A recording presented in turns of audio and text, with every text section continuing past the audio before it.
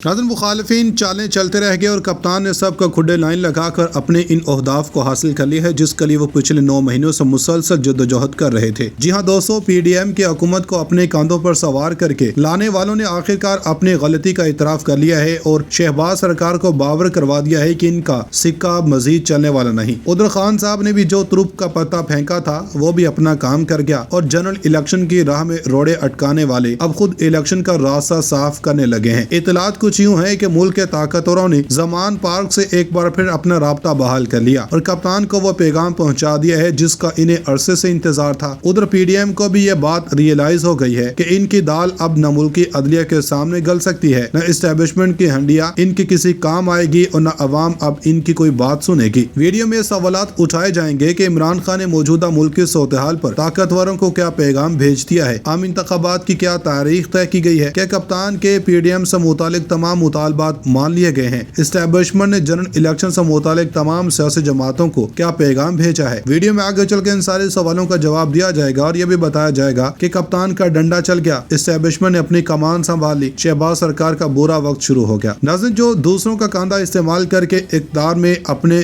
कदम जमाते हैं, इनका ना तो कोई सियासी मुस्तकबिल होता है ना ही कोई सियासी असर और रसूख। इनकी अहमियत वक्ती और आर्जी होती है, जिसकी ताज़ा मिसाल PDM है, जिसने कप्तान को साजिशों के जरिए जेर करके हुकूमत बनाई और फिर अवामी रिलीफ का नारा लगाकर अवाम को ही लूट लिया। इस सारे प्रोपेगेंडे में बहुत से मुख्तदर हलकों ने इस टोले का साथ दिया, लेकिन कहते हैं ना कि बुरा एक हद तक के खुद को छुपा सकता है। PDM की हुकूमत भी अब खुलकर अवाम और इस्टेब्लिशमेंट के सामने आ चुकी है, जिससे अब हर कोई छुटकारा पाना चाहता है। लेकिन यहाँ गौर तलब सवालात ये हैं कि क्या आम इंतखाबात के मामले पर इस्टेब्लिशमेंट ने PDM को डबल क्रॉस किया है? क्या ताकतवर हलके भी अब नए इलेक्शन चाहते हैं? इमरान खान ने कौन से इलेक्शन में मैदान मार लिया? जमान पार्क में किस बड़ी सियासी शख्सियत की आमद हुई है? तहलका खेज खबरों ने PDM की सियासत की ईंट से ईंट बजा दी। कप्तान के सरप्राइजेस ने PDM को निडाल कर दिया। आम इंतखाबात की तैयारियां शुरू। इस्टेब्लिशमेंट ने भी अपने ओहदाफ मुकर्रर कर लिए। शहबाज शरीफ निशाने पर आ गए। नवाज शरीफ के लिए भी बड़ी मुश्किल खड़ी हो गई। नाज़रीन, शहबाज सरकार इमरान खान को खुडे लाइन लगाते लगाते खुद कॉर्नर हो गए। मुल्की अदलिया इदारे इस्टेब्लिशमेंट हर एक का सहारा लेने के बाद भी इस टोले की इमरान खान को पाकिस्तानी सियासत से माइनस करने की ख्वाहिश पूरी नहीं हो सकी। आम इंतखाबात के हवाले से इस्टेब्लिशमेंट ने कप्तान को क्या अल्टीमेटम दिया है और आगे क्या होने वाला है, इस पर बात करने से पहले हम आपको बता दें कि तहरीक इंसाफ के चेयरमैन इमरान खान ने कहा है कि PDM अदलिया पर हमलावर होकर इलेक्शन से भागना चाहती है। समाचार राब्ता की वेबसाइट ट्विटर पर जारी पैगाम में इन्होंने लिखा कि मरियम नवाज के जजेस पर हमले शर्मनाक हैं, माफिया अदलिया पर पूरी तरह हमलावर है, जजेस की टेप्स बनाकर ब्लैकमेल करने वाले सियासतदान नहीं माफिया हैं। मुस्लिम लीग नून के नायब सदर मरियम नवाज ने अपने रद्देअमल में इमरान खान को तनकीद का निशाना बनाते हुए कहा कि इमरान खान अपने गॉड फादर फैज की मदद से साजिशों के बादशाह थे। इन्होंने कहा कि चोर डाकू की दास्तान मुंह के बल गिर गई। इमरान खान अरबों रुपए की तोशाखाना की चोरी में रंगे हाथों पकड़े गए। आपकी चीखें गलत नहीं है। जबकि दूसरी जानब साबिक वज़ीर आज़म इमरान खान से PTI लाहौर के मुख्तलिफ ओहदेदारान ने मुलाकात की, जिसमें मुल्क की मौजूदा सियासी सूरत-ए-हाल समेत मुख्तलिफ अमूर पर बातचीत की गई। रहनुमाओं ने इमरान खान को इलेक्शन की तैयारियों और घर घर मुहिम पर ब्रीफिंग दी। इस मौका पर चेयरमैन तहरीक इंसाफ इमरान खान का कहना है कि हुकूमत की इलेक्शन से फरार की कोई कोशिश कामयाब नहीं होगी। चेयरमैन तहरीक इंसाफ ने हिदायत करते हुए कहा कि इंतखाबी महाज के लिए तैयारी करें। माफिया से छुटकारे के लिए कौम खौफ के बूत तोड़ रही है। हुक्मरानों की इलेक्शन से फरार की कोई कोशिश कामयाब नहीं होगी। मेरे ऊपर होने वाले कातलाना हमले की GIT खत्म कर दी गई और मुझ पर कातलाना हमले की फोरेंसिक रिपोर्ट गायब कर दी गई। अदलिया के खिलाफ बाकायदा मुहिम चलाने वाले कोई सियासतदान नहीं बल्कि माफिया है। अदलिया को कंट्रोल करने के लिए ये सारे हरबे इस्तेमाल किए जा रहे हैं। चीफ जस्टिस से दरखास्त है कि PTI कारकुनान पर तशद्दुद के वाक़यात का नोटिस लें। कौम को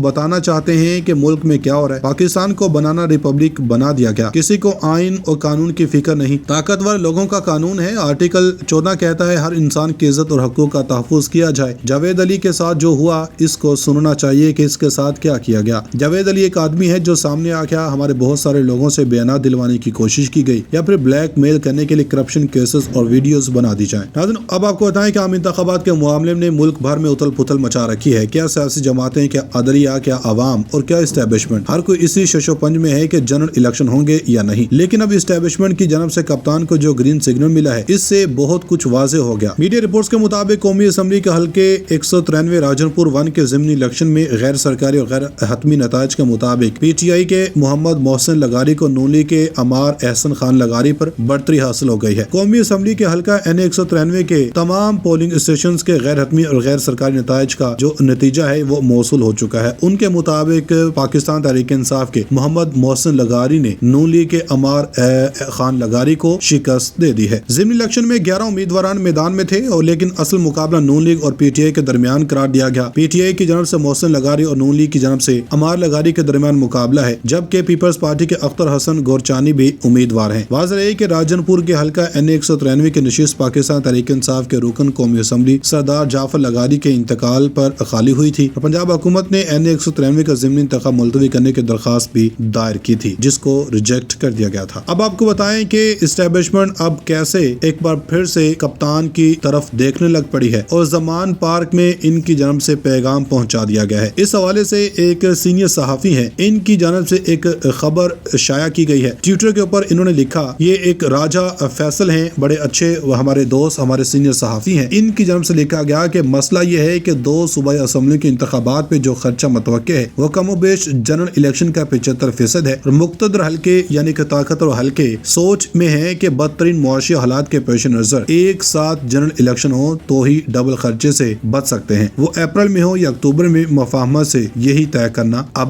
باقی ہے۔ تمام سیاسی جماعتوں کو اس حوالے سے پیغامات اور جو میسج ہیں یہ پہنچا دیے گئے ہیں۔ اب اس میں دیکھنا یہ ہے کہ کون سی سیاسی جماعت کس بات کے اوپر متفق ہوتی ہے۔ کہ اداروں کا بغاوت پر اکسانے کے الزام میں گرفتار لیفٹیننٹ جنرل ریٹائرڈ امجد شعیب کو ایف8 کچہری پیش کیا گیا، جہاں اسلام آباد پولیس امجد شعیب کے ساتھ روزہ جسمانی ریمانڈ کی استدعا کی گئی، جسے منظور کر لیا گیا۔ یہاں یہ بھی بتاتے چلیں کہ دفاعی تجزیہ کار لیفٹیننٹ جنرل ریٹائرڈ امجد شعیب کو رات گئے تھانہ رمنا اور تھانہ لوہی بھیر پولیس نے مشترکہ آپریشن میں ان کی رہائش گاہ سے گرفتار کیا تھا۔ عدالت میں پراسیکیوٹر نے امجد شعیب کے خلاف مقدمے کا متن پڑھا۔ پراسیکیوٹر کا کہنا تھا کہ نجی ٹیلی ویژن پر امجد شعیب بطور مہمان موجود تھے۔ امجد شعیب کے بیان سے حکومت کے خلاف نفرت پھیلائی گئی۔ بیان سے حکومت، اپوزیشن اور سرکاری ملازمین کے درمیان نفرت پھیلانے کی کوشش کی گئی۔ اپوزیشن کو حکومت کے خلاف مزید سخت حکمت عملی کے لیے اکسایا گیا۔ دوران سماعت پراسیکیوٹر کا کہنا تھا کہ امجد شعیب کے بیان سے 3 گروہوں کے درمیان نفرت پھیلائی گئی۔ امجد شعیب پر لگی دفعات کے تحت 5 اور 7 سال کی سزا ہو سکتی ہے۔ لاہور سے امجد شعیب کا فوٹوگرامٹک ٹیسٹ بھی کروانا ہے۔ امجد شعیب کے وکیل مدثر خالد عباسی نے جسمانی ریمانڈ کی مخالفت کرتے ہوئے کیس سے ڈسچارج کرنے کی استدعا کر دی۔ وکیل صفائی مدثر خالد عباسی کا کہنا تھا کہ عدالت نے دیکھنا ہے کہ امجد شعیب نے کوئی جرم کیا بھی ہے یا نہیں۔ اگر مجسٹریٹ کو لگتا ہے کہ کوئی جرم نہیں کیا تو کیس ڈسچارج کیا جا سکتا ہے۔ امجد شعیب پر مقدمے میں لگائی گئی دفعات بنتی ہی نہیں۔ امجد شعیب نے ایک مخصوص صورتحال سے متعلق صرف مثال دی۔ امجد شعیب نے ایسی کیا بات کر دی جس پر قانون نے کوئی پابندی لگائی ہو؟ امجد شعیب تقریباً 80 سال کے ہیں۔ انہوں نے مثبت تنقید کی۔